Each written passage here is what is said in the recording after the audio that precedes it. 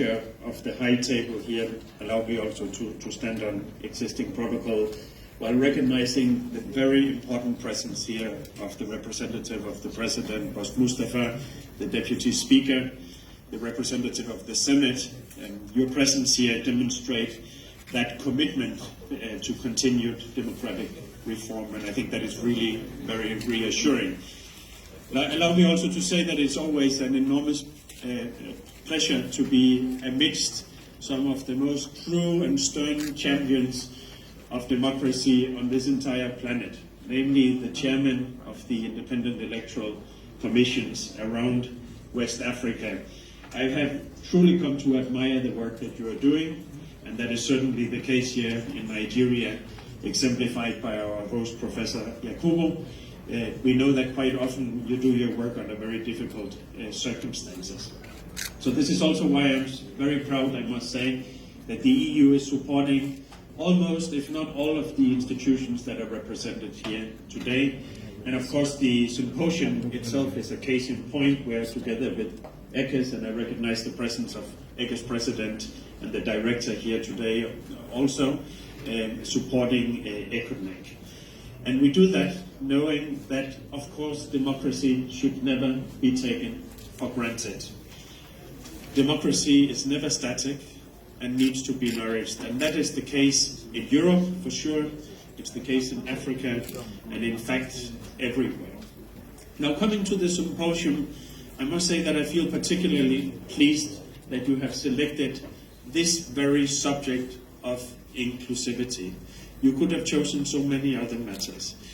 But you could arguably say that the inclusivity is fundamentally an issue of survival of democracy by the end of the day. It's about legitimacy, and it's about providing that voice to all the people of our nations. Now, if that inclusivity is not provided, then we risk undermining our democracies by the end of the day, and the continued stability and economic growth of our countries and regions. And that is why when looking at youth, looking at the participation of women, looking at people with disabilities, and as eloquently said by one of the previous speakers, also the marginalized poor people, people with disabilities, people coming from IDPs situations, if we don't seek to have a full inclusive participation of these people, then fundamentally, by the end of the day, we risk undermining the very political platforms that we have created with such sacrifice by many key politicians. Now, looking at the recent experience of elections in Nigeria, I do see a lot of hope moving forward. There are some positive takeaways, and there are some more negative ones. On the positive side, we did see the passing of the Not Too Young to Run bill, allowing younger people to participate in the political processes. We did see the passing of bills also for people with disabilities, and I must say that INEC in particular championed seeing new and innovative ways of having participation of people with disabilities. On the other hand, we also saw some very serious shortcomings and challenges, looking at, as it was mentioned by the Deputy Speaker just before, the rather low, if not disturbingly low, participation and election of women in the elections. So we should not undermine the challenge before us, and we should not sleep on any laurels here, because if we do not take fundamentally serious the kind of challenges that we are facing, then we will overlook some of the action that is needed to be taken. And I have one plea for you here.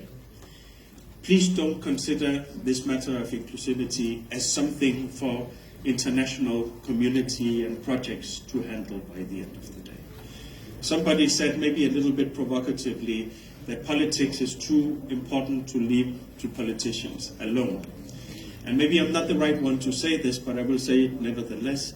Inclusivity in democratic processes is far too important to leave to the international community and projects alone. This is about your policies, it's about your visions, it's about building real change. And that a change agenda takes supporting exactly that. It takes being all hands on deck, and it takes full participation, and above all, political will. And that is why I feel so reassured this morning, listening to the speeches of the representatives of the National Assembly, committing themselves to real reform. And let me say that as one final remark, that it is so vital not to wait until it is too late. There is a dilemma, if you wish, of democratic reform, that when it is most needed, which is most often right after the elections, there is quite often not the necessary political will. And when it becomes possible, quite often right immediately before the elections, then it's too late. So it's good to have the representative here of the President. It's good to have the National Assembly representatives here committing to injecting that sense of urgency into the political reform processes. Please count on the European Union to support you in those endeavors, but as I said, as always, building on your leadership. So thank you very much. Thank you to the leadership of Professor Yakubu, to INEC, and to all the representatives here for putting this very important matter on the agenda. Thank you very much.